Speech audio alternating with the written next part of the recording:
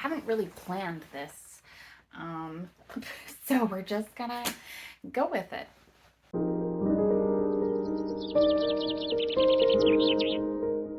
This is my 2023 top 10 update. So every year I do a top 10 books that I want to read throughout the year. And this is my wrap up kind of discussion, figure out what I did right, what needs to be improved on, and let's just get into it with the most disappointing one. I've already talked about this in my most disappointing book, so I'm not going to go too much into it, but Wolf Hall was my challenge book. It is a chunker. I don't read a lot of chunky books right now because I just don't have the priority for them. And this one was going to be that book. I was going to read it before I gave birth. There was motivation to read it, and it just fell flat for me. The prose was the thing that I just couldn't get past. This is a lauded historical fiction of the time period in which Henry VIII decides to divorce his first wife, Catherine of Aragon, to marry the very famous Anne Boleyn. This is told from the perspective of Thomas Cromwell, who's kind of like his lawyer, sort of second person. At no point did I really feel like I understood any of the characters, and that was a real struggle for me. So unfortunately, this one was 2 stars. The second one that I had on my list of must-reads was Station 11. This is a reread for me. I have read this twice previously, and I just needed something that was a guaranteed love. And every time I read this book, I fall in love with the storytelling even more and more. I just love how Emily St. John Mandel likes to weave all of her people together. They kind of know each other tangentially, and they're all kind of like there's this interweaving of the story. This focuses on the start of the pandemic and then many, many years down the road. And the many years down the road is the part that is kind of the main focus, and it's I was going to say troubadour. I mean, kind of. It's a group of traveling actors and musicians who go around and provide entertainment for the small communities that have sheltered and have managed to stay alive. So we get Shakespeare, we get music, we get people gone crazy, and it's just a delight every time I read it. This, of course, was another 5 stars. Always 5 stars. Every single time I've read it, 5 stars. The next book that was on my list of must-reads was Frankenstein. I love to include classics, ones that I know that I must read, and so this one I decided to choose the 1818 edition. Later in her life, Mary Shelley decided to go back and edit a lot of what she had done, so I'm interested at some point in my life to reread the edited version and see the differences. I think that would be really fascinating. I don't think I really need to explain this story. There's a scientist, he creates life from body parts. There's actually no scientific description of that happening. It's more a musing on should people create, and when they create, they need to deal with those consequences. I gave this a 4.5, and the reason why I took off the half was that I just couldn't handle the back half of the book where the Dr. Frankenstein kind of just moped and complained the whole time, and it was like, dude, just like face the consequence and realize what you've done. And it was very emotional and very like dealing with his emotions, and it was just a bit much for me. It was very teenage, which would make sense because Mary, I guess, was a teenager when she wrote this. So like, okay. I loved this though. I would definitely recommend this, and I would definitely read this again. The next book was one that was on my radar because of a lot of people's ravings about it, and I don't actually own it. I took it out of the library, and that was Tomorrow and Tomorrow and Tomorrow. This is sort of a nostalgic panoramic look back at how video games are created and beloved. And this is following two people that are basically co-creators. They have two very different roles, and it's about how their relationship develops throughout the creation of this video game, the creation of it, the success of it, the fall of it, the revival, and it's just, there's something really addicting about the text, about the prose, and I just loved every moment of it. It was like I could not put it down. And I would highly recommend this, and I totally see why a lot of people had this on their list. The thing that I liked the best about this one was the fact that it discussed creativity and that it does not occur in a vacuum. There is a lot of inspiration, and she definitely explored that, where it's like, this little spark over here created this aspect of the video game, and then this one over here created this one, and it's basically just showing people who aren't artists that artists don't just like come up with a genius idea. They gather things throughout their whole lives and then put them all together and create something wonderful, and I really appreciated that. This one I rated 5 stars. I loved it, and it was one of my top books of the year. I always enjoy throwing in a little bit of theology, so I read C.S. Lewis's The Problem of Pain. I really like C.S. Lewis and how he kind of explores things in a very, very approachable way. He likes to talk to people as if they have no basis of Christianity, and he really delves into things and fully explores a topic. So this topic he's exploring is the age-old question: if there is a God, why is there pain? Why do people suffer? And he goes through this question very meticulously. He defines what pain is. There's the physical pain, there's the mental pain, there's suffering, and he deals with humanity's pain, and he deals with feeling for other people on this other side of the world, and he deals with animals and how we feel for them, and it goes through things so meticulously. There is an answer, but I think he also leaves it open enough that you can close the book and explore those same ideas and continue on with your own journey to answer those for yourself. And so if you've ever had the question of, so if there's a God, why would there be suffering? Why would he allow suffering? And I think this is a really perfect encapsulation. Pretty small, but it is dense in a really good way. And I would recommend this one for sure. I rated this one 4 stars. The next one was a bit of a cozy read. I was going to read this with my friend, and we just needed something very light, very gentle, and that is The Wind in the Willows.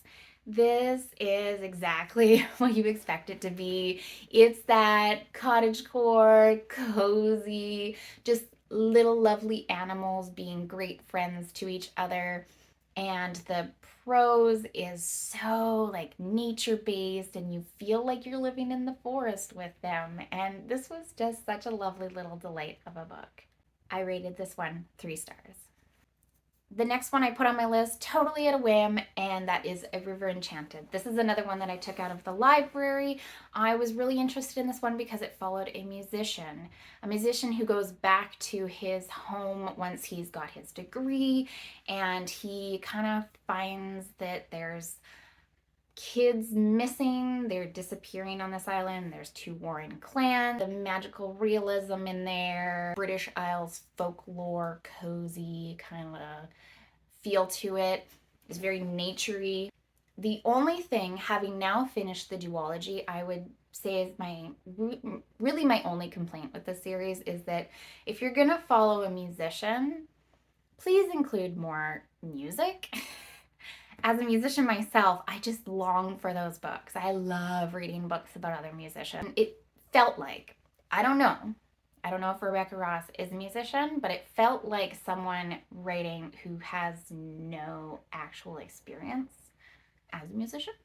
You know, like, ooh, he played a lovely little tune and he called forth the wind or whatever. And you're like, okay, lovely little tune. Can we explore that? And like, all it takes is talking to a musician and getting that language and adding depth. And it just lacked the depth in the music for me.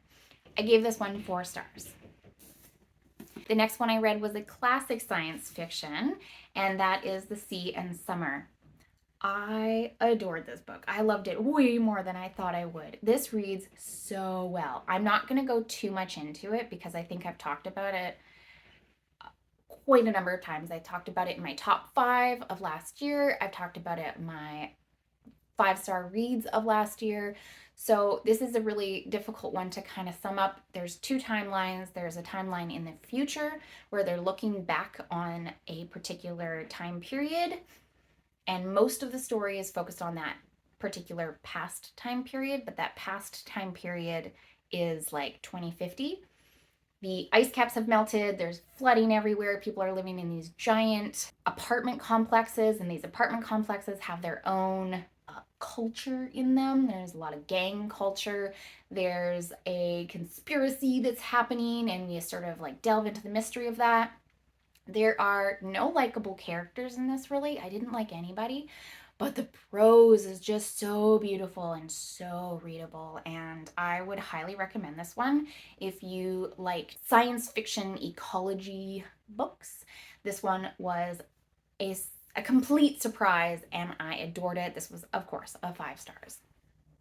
Loved it. I would read more from him, hands down, hands down. This is actually one of the books that inspired my classic science fiction bent that I'm going on this year. Yeah. The Justice of Kings, another 5-star that I have talked about ad nauseum. I'm going to link those 5-star videos that I've talked about it in, same as The Sea and Summer. I don't really need to go too much into this, except it's a dark fantasy where there's a mystery, and this has now got me loving genre blends where it's fantasy, but there's a mystery. And I really like the fact that this has introduced me to this, and I have the second one on my top 10 of 24. I'm super excited. Okay, now for the hard part. The Fall of Dragons. This is another chunker. I was fully convinced that I was going to be able to read this. I got this far in, and I just had to put it down. I was really struggling with it. I was going to say Christian Cameron. That's his actual name, Christian Cameron, but his fantasy writer name is Miles Cameron. This is the 5th book in a long series. I have it on my shelf back there. This is a long series. I love the first 2 books. The 3rd one was kind of, and the 4th one was kind of, and then this one, I was just struggling a bit with it. He loves big casts of characters, which I do like, but is sometimes hard to follow when you put it down and pick it up so often as I do. I have 2 small children, under 3, and just to find the time to really sink my teeth into this one was just not happening. I don't have the priority for it right now, so I'm going to have to put it back on the shelf. I'm going to keep my bookmark there. I don't mind going back in it. The thing is, with this one, it felt very episodic. I know what's going on. I know what's happening in the world. So I should be able to easily go back to this one and finish it off either this year or next year if I have time. Who knows?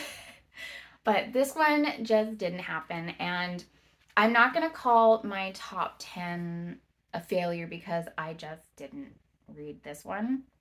I didn't complete this one. I read this one. I did quite well with this one. This is like 600 pages, and I got to like 400. And that's amazing considering I have so much going on right now. I really like the fact that I've done this top 10. It gives me sort of a goal to go towards, but also to just be easy on myself.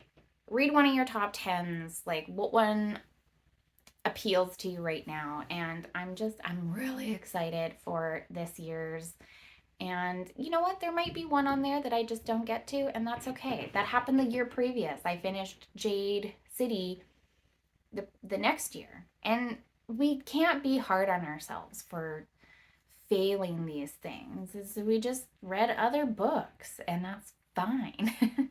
These were books that I had hoped to love. I did quite well. I had 4 5 stars.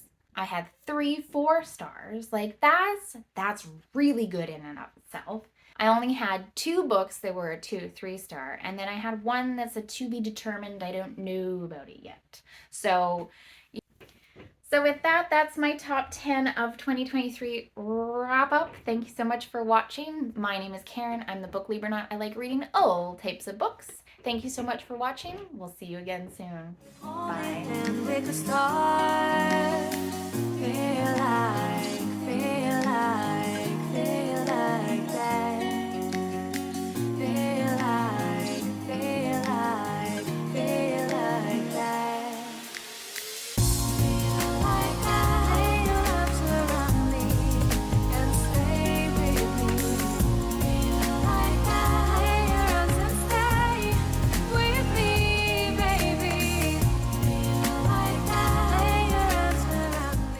There's something in booktube that there's this like competitiveness of like reading things, and people look back on their lists like, oh, I only read like 15 of the 500 books that I put on my list last year. And it's like, okay, girl, be real. Like, really be real. Give yourself realistic goals, and then be kind to yourself. I know negativity sells, but like, just be kind to yourself. Really. There's lots of other stuff going on in the world. There's lots of other stuff going on in your world. And just acknowledge that. Reading isn't the be all and end all.